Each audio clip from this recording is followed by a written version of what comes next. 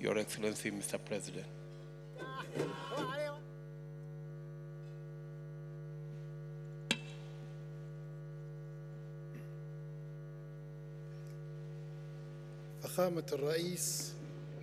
Your Excellency, President of Kenya, President William Ruto, and head of the Committee of African Heads of States concerned with climate change. Heads of states, heads of governments, members of the African Union, Mr. Fuka Musa Fiki, head of the African Commission. May I extend my wholeheartedly thanks to President Ruto and the Kenyan people for hosting this very important summit. It is important for Africa and it's important for the whole world. I'd like to congratulate President Ruto for his wise leadership for the African Committee on Climate Change. I value the efforts exerted by the Commission to have a uniformed African stance with regards to all sorts of related matters and all sorts of mutual concerns. Since the inception of the African Union, Africa has always been saying that it should get rid of the historic injustice it's suffering from until now. But we're facing so many risks and challenges imposed by climate change, and it's affecting the whole world. The African Union called on us to work hands in hands, rich and poor, north and south, and to mobilize all our efforts and resources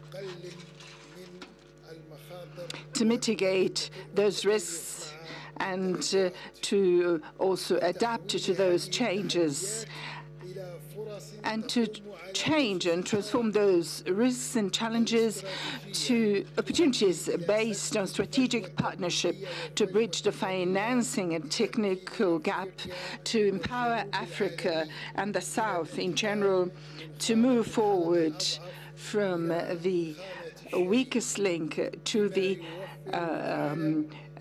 high level of being a partner. And this would give more opportunities for adaptation to the whole world.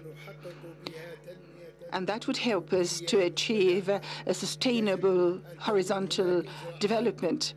We should undertake quick and urgent measures to eliminate any kind of damages or risks that could be irreparable in the future or could threaten life on this planet Earth. We need more solutions. Africa has always been a promising continent. As you can see in this summit, Africa can provide to this planet a lot if our partners are committed to their pledges. This is a good opportunity to deal with the risks in an efficient way, starting with carbon emissions to green growth, green minerals, all those opportunities to provide sustainability and opportunities for energy sources that can be very well used in environment-friendly uses by bridging the technical and bridging the financing gap and the technical gap, and to have different renewables like, for instance, solar energy, wind, and all sorts of other sources. And also, we need to talk about fossil energy. We need to have some kind of harmonized climate initiatives to face climate change and to stand against the individual interests of some of the industrialized countries.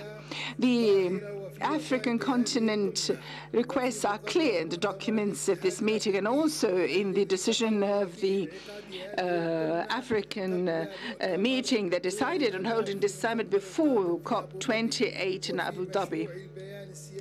and in the draft declaration of our summit. All these texts helps us to have concerted efforts and to stick to our stance and to call on bridging any kind of barriers between us and other industrialized countries, and to draw together the upcoming stage on basis of partnership, seeking one unified goal, and according to partnership. Would like to greet our development partners attending today, the international organizations, the private sector, the scientific research centers, the academia, the civil society, women, youth, and also the participants in the Environment Expo. And after the conclusion of this meeting, which is going to be crowned with our declaration representing the unified African stance, we're going to be able to mobilize our efforts, and we're going to attend and participate in COP28 to defend the outcomes of our summit here in Nairobi. And thank you very much. Thank you, President Ruto. Your Excellency. A round of applause for President Menfi again. Thank you. Let me now take this opportunity to ask my brother, Julius.